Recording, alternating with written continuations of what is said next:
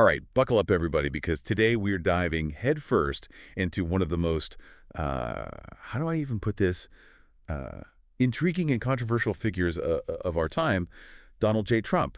We're talking real estate, casinos, we're talking reality TV, and of course the presidency. I mean, the man's journey is, well, it's something else. You know, it really is. It's fascinating how each chapter of his life seems to build on the last, creating this larger-than-life persona that you just can't look away from. And that's why we're here today. We're going to cut through all the noise, Yeah. all the hype, and really try to understand the man behind the headlines. And we've got a ton of sources for you today, folks. Articles, legal documents, historical analyses. I mean, the whole shebang. Yeah, we're not messing around. It's a lot to unpack, but trust me, it's worth it. So let's rewind all the way back to the beginning. Queens, New York, where Donald Trump was born and raised, went on to study at the, prestigious Wharton School of Business, and that's where things get interesting. He launches his real estate career with a small loan of $1 million from his father. $1 million. Yes. The infamous small loan. You see, Trump's inheritance and his early business dealings, they are pretty complex, and some investigations have actually pointed to some potential tax avoidance strategies, like, for instance, his inheritance involves something called grats. It's a legally intricate way to, well, potentially minimize estate taxes. Some experts say these were pretty aggressive tax avoidance maneuvers. So maybe not your typical small loan then. And wait, hold on. His business has actually filed for bankruptcy 6 times. 6 times, yep. His hotel and casino businesses specifically. Wow, that's a lot. But even with those setbacks, he had this incredible ability to attract attention. Like, I came across this story about Trump pitching a castle-like building on Madison Avenue. A castle. Can you imagine? It's like something out of Monopoly, isn't it? This really shows his understanding of branding, this idea of creating a spectacle. He was very deliberate in crafting this larger-than-life persona, and you could argue this really laid the groundwork for his eventual jump into politics. It's fascinating, isn't it? And before we get to the whole political arena, we can't forget about his time in the media spotlight. His book, The Art of the Deal, was a huge bestseller, although we know now it was ghostwritten. And then, of course, there was The Apprentice. Oh, The Apprentice. That was crucial. That's really where he solidified his image as this, all-powerful business tycoon, negotiating deals, firing people on primetime TV. Whether it reflected reality or not, it was all about building the Trump brand. And that brand recognition, that image of him as this super successful businessman, it played a huge role in launching his political career. It wasn't like he just woke up one day and decided to run for president, though, right? I mean, he was involved in politics for years before that. Oh, absolutely. He had a stint with the Reform Party and even considered being George H.W. Bush's running mate way back when. So his interest in politics, it was definitely a slow burn. But it seemed like he always had his sights set on that ultimate prize. So he was playing the long game. And he was a master at capturing the public's attention, wouldn't you say? Oh, without a doubt. And that brings us to the 2016 presidential campaign, which was unlike anything we'd ever seen before. It really felt like the political landscape was shifting beneath our feet. You had the provocative speeches, this constant stream of what his ghostwriter called truthful hyperbole. And the media, well, they couldn't get enough of it. Trump had this uncanny ability to tap into the public mood and to use social media to his advantage. He basically bypassed the traditional media and connected directly with voters in a way that completely changed the game. And then, boom, he becomes the 45th president of the United States. And his presidency, it was like a nonstop news cycle. We saw the travel ban, the border wall, the Supreme Court appointments, trade wars, even those unbelievable meetings with Kim Jong-un. It was wild. Wild is a good word for it.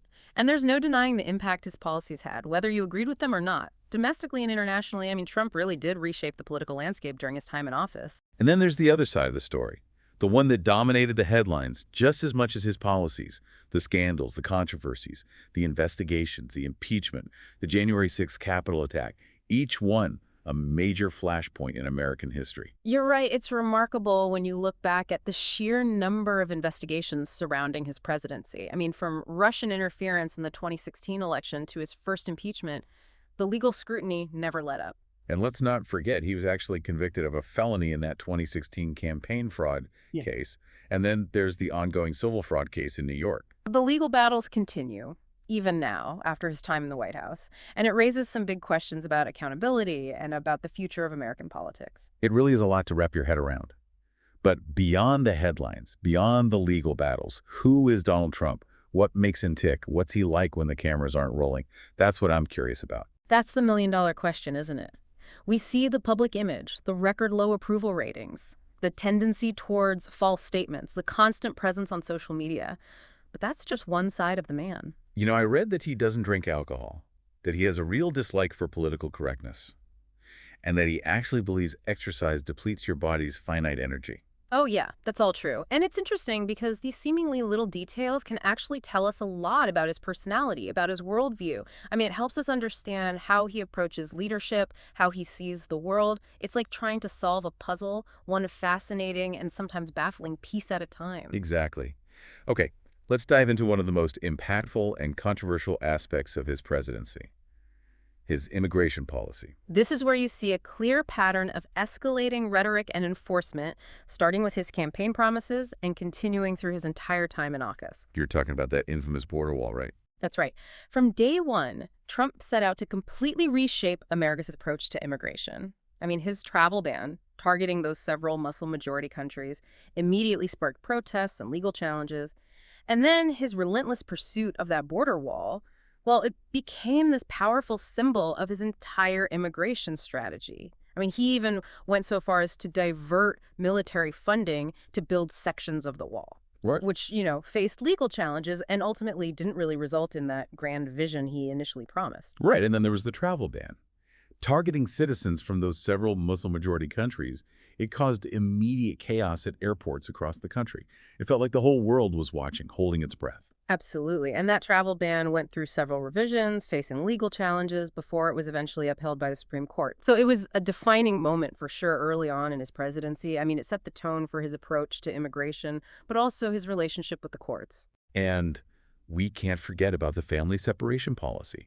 For me, that was one of the most, I don't know, just troubling aspects of his approach to immigration. Thousands of children separated from their parents at the border. It's just heartbreaking. It sparked global It outrage. was a humanitarian crisis, no doubt about it. The images of those children, it was tough to see. And the long-term impact on those families, well, it's impossible to measure. The zero tolerance policy, as they called it, really highlighted the human cost of these political decisions. It's a stark reminder that behind all the policies, the rhetoric, there are real people whose lives are being affected. Yeah. Okay, let's shift gears for a moment and talk about Trump's foreign policy. I mean, he really shook things up on the world stage. Yeah, his foreign policy was often described as America first. And you saw that reflected in his actions, definitely. He withdrew from major international agreements like the Trans-Pacific Partnership, the Paris Agreement, the Iran nuclear deal. His argument was that these agreements were just not in America's best interest. And he also engaged in that trade war with China, right? Imposing tariffs on billions of dollars worth of goods. And those summits with Kim Jong-un. It felt like we were watching history unfold, like we were on the edge of a breakthrough or maybe even a disaster. Those summits were historic, that's for sure. But in the end, they didn't lead to the denuclearization of the Korean Peninsula. A lot of people had hoped for that. Trump's approach to diplomacy was often, well, let's just say unorthodox, relying on personal relationships and making some unpredictable moves, trying to gain leverage on the world stage. It did often feel like we were just along for the ride. And his relationship with Russia, that drew a lot of attention too, especially with the investigations into Russian interference in the 2016 election. That's right. And even though the intelligence community concluded that Russia did interfere in the election, to help him win, no less, Trump's stance toward Russia was, well, it was often seen as conciliatory. He downplayed the whole thing, never really criticized Putin, and it baffled a lot of people. It was hard to keep up with all the twists and turns, wasn't it? Every day felt like a new headline, a new controversy. His presidency was definitely a constant stream of news, and I think a level of public engagement that we hadn't really seen before. And you can't underestimate the role social media played in all of this. I mean, it allowed him to completely bypass traditional media and just speak directly to his supporters, which had never really been done before, not on that scale. And he used that platform, didn't he, to attack his critics, spread misinformation, even promote conspiracy theories, which, raised a lot of concerns about the impact on public discourse and the spread of fake news. Absolutely. His use of social media was, you could say, innovative, but also potentially dangerous, as you point out. Right. It gave him incredible power, but it also amplified the spread of false information. Right. And I think it really intensified political polarization. So as we start to wrap up our deep dive into the life and career of Donald Trump, What are the biggest takeaways? I mean, what's the lasting impact of his presidency? Well, that's the question, isn't it? Historians, political scientists, they're going to be debating his legacy for years to come. It was a period of intense division and upheaval, there's no question about that. He challenged long held norms and institutions. And his policies, well, they had far reaching consequences, both in the U.S. and internationally. And he energized a populist movement that's still influencing the Republican Party today, and American politics as a whole, really. You can't deny his impact, whether you agree with him or not. I agree. The debate over his legacy is far from over. But one thing's for certain, he left a mark on American history. No question about that. And on a more personal level, his story really shows that truth is stranger than fiction sometimes. I mean, his life, it's this whirlwind of successes and failures, scandals and controversies. It's captivating, it's frustrating, and it definitely makes you think. You said it. And it also reflects the changing nature of American society, I think. The growing influence of celebrity culture and just the power of media, especially social media, to shape public opinion. So what happens now? What's next for Donald Trump? Well, he's running for president again. Despite facing multiple legal challenges and a felony conviction, the 2024 election could be another pivotal moment for American democracy. And the potential ramifications, well, they're hard to predict. I mean, it's really incredible, isn't it? After everything that's happened, he's back in the race. But you got to give it to him. He does have staying power. You know, you're right. No matter what happens, one thing's for sure, Donald Trump is going to continue to be a major force in American politics. He has this ability to grab people's attention, to tap into how they're feeling, and just defy expectations. He's a one-of-a-kind figure. He really is like a never-ending political thriller. So as you continue to follow all of this, and I know you will, here's a question to think about.